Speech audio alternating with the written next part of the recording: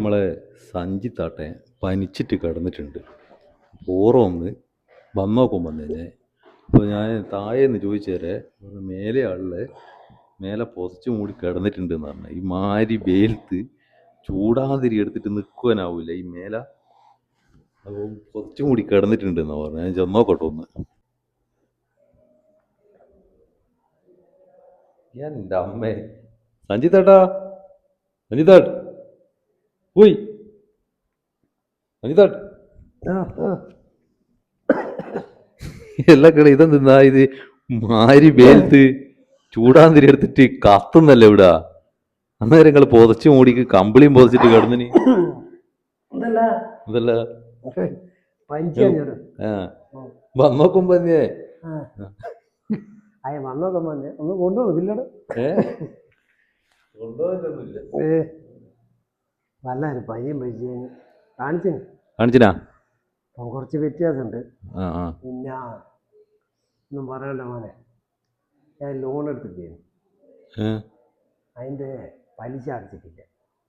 വലിയ മോനെ എന്നിട്ട് വനിച്ച അല്ല എന്നിട്ട് വനിച്ചല്ല അല്ല അതിങ്ങനെ ഞാൻ ഇങ്ങനെ ആലോചിച്ച് കിടന്നതിന് അപ്പൊ അതിന് പറ്റിയൊരു സാധനം കിട്ടിയിട്ടുണ്ട്. എന്തൊക്കെ പാരടിയാറ്റാ പാരടിന്റെ പിന്നെ പറയണ്ടല്ലോ. ചെറിയൊരു സാധനം അതെന്ന് വെച്ചാല് നമ്മളെ കുറി വരച്ചാലും എന്നുള്ള പാട്ടില്ലേ, കുറി വരച്ചാലും നമ്മളെ ഇത് കുറി വരച്ചാലും കുരിശ് വരച്ചാലും അതങ്ങനല്ല പാടണ്ടേ. ഞാൻ പാടിത്തരാം. ഞാൻ മൈക്കും കൊണ്ടാ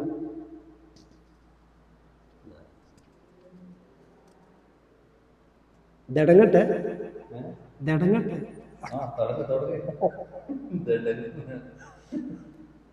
ദടങ്ങട്ടെ. കുറി വിളിച്ചാലും കുടിശ്ശികയടച്ചാലും ഇടവിട്ട് തവണ നിന്നാലും കാണുന്നതും ഒന്ന് ചെയ്യുന്നതും ഒന്ന് കരുണയില്ലാതെ പലിശയൊന്ന് പലിശയൊന്ന് പലിശയൊന്ന്. വീട് വയ്ക്കും സ്ഥലം എത്ര മനോഹരം, ലോണിൽ കുടുങ്ങരുതേ ഹൗസിംഗ് ലോണിൽ കുടുങ്ങരുതേ. വീട് വയ്ക്കും സ്ഥലം എത്ര മനോഹരം, ലോണിൽ കുടുങ്ങരുതേ ഹൗസിംഗ് ലോണിൽ കുടുങ്ങരുതേ.